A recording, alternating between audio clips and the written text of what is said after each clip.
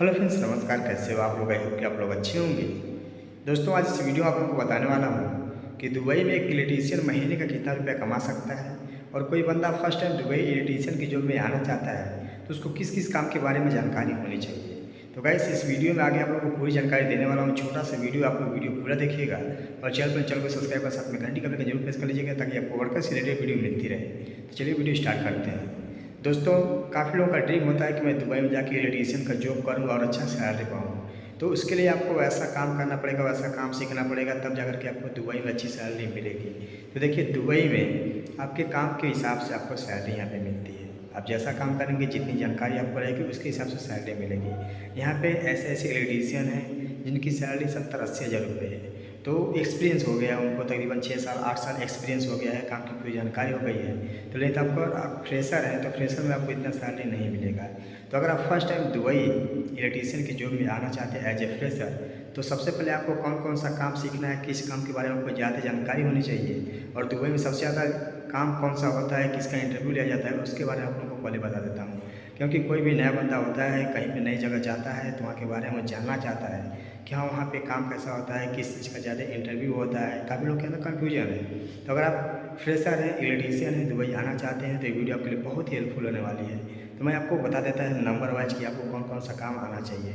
तो सबसे पहले, अगर आप इलेक्ट्रीशियन की जॉब में दुबई आना चाहते हैं तो आपको वायरिंग का काम सबसे पहले आना चाहिए।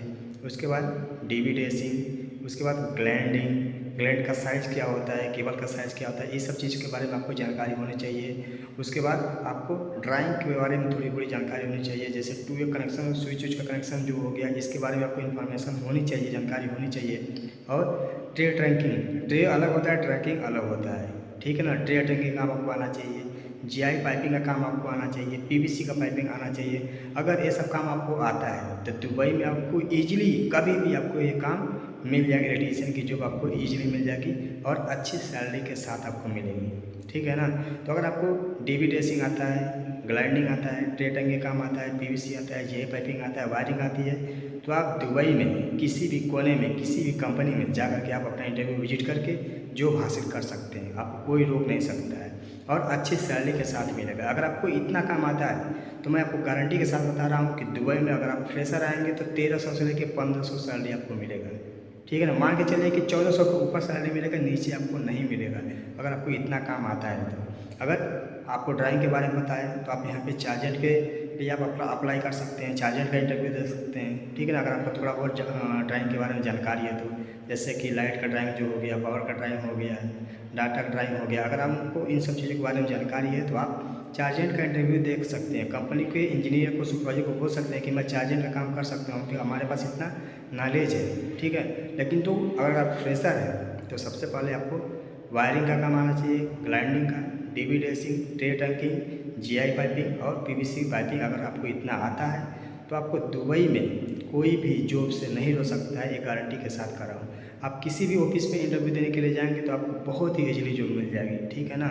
तो अगर आपको इतना काम आता है तो आपको दुबई में बहुत ईजिली जॉब मिल जाएगी। और सैलरी की बात करें कि एक इलेक्ट्रीशियन दुबई में कितना सैलरी पाता है और खाने पीने के बाद कितना बचा के वो घर भेज सकता है। तो देखिए, अगर यहाँ पे आप एकदम फ्रेशर में आते हैं, आपको थोड़ी बहुत काम की जानकारी है, थोड़ा बहुत काम आता है, तो आपको 1100 से लेकर 1300 दरहम सैलरी मिलेगी फ्रेशर में, ठीक है ना। 1200, 1300, 1100 ऐसे सैलरी मिलेगी। यानी कि इंडिया का वो कितना हुआ, 25,000, 26,000, इतना सैलरी होगा 8 घंटा का, प्लस ओवर टाइम रहता है, ठीक है ना।